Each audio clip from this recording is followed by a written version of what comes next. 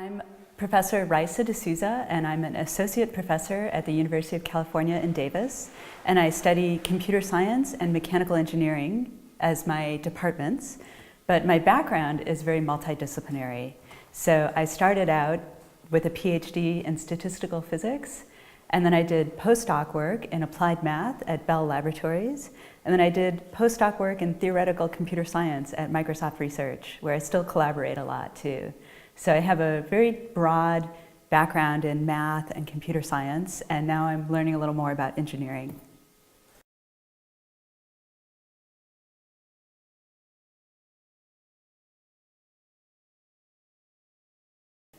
The work that I do is more theoretical, so my research interests are a lot in modeling the mathematics of networks. So I'm very interested in understanding why networks form to have the structures they do, how does the function interact with the structure, what are the best kinds of structures for particular functions. And right now I'm still trying to make them more applied, so that I think is a real challenge. We can make many beautiful proofs about systems, but trying to understand how they connect to real engineered systems is still a very broad and open question. And networks, to me, is very exciting because we see them in engineered systems like sensor networks, the internet, the World Wide Web, but we also see them in biological systems like gene regulation networks, and also in social systems like economies. So it's very interesting to understand what makes all these networks similar and what makes them different.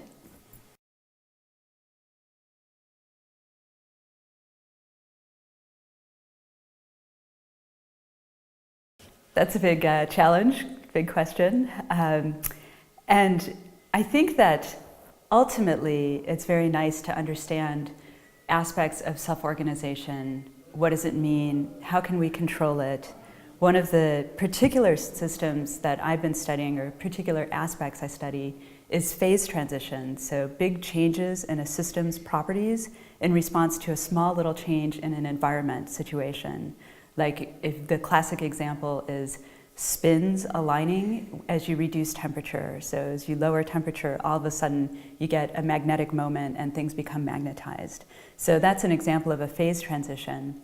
And some of the work I've been studying is looking at how self-organized patterns influence the onset of phase transitions and how we might control where a phase transition happens or how abruptly it happens. So that's really a large goal, understanding self-organization, the interplay of self-organized structures, and when it elicits phase transitions and how we might control it. But to make progress, I think you really have to work on very specific models, especially from the scientific method. So, you start with toy models that help you gain insight into this bigger picture. So that long picture is really this idea of self-organization and phase transitions. But right now I study specific systems.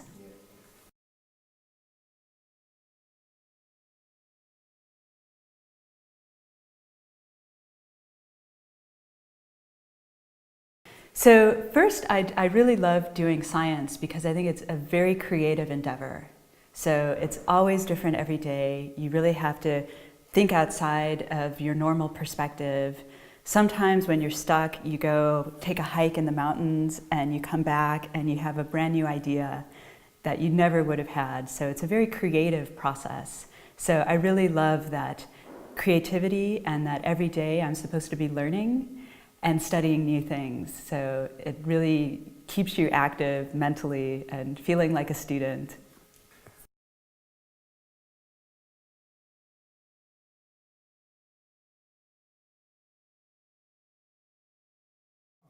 I've enjoyed it very much. It's been very stimulating and also productive.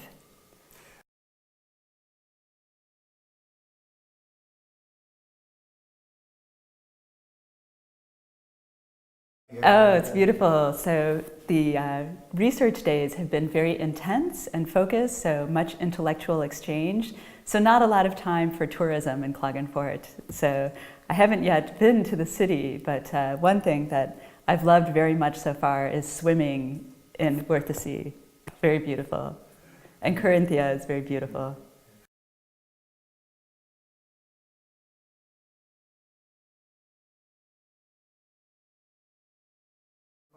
A little bit, yeah. Well, I like Wiener Schnitzel and apple strudel, and we've had some very nice beers too. So it's been definitely a wonderful visit, and it's a fantastic place.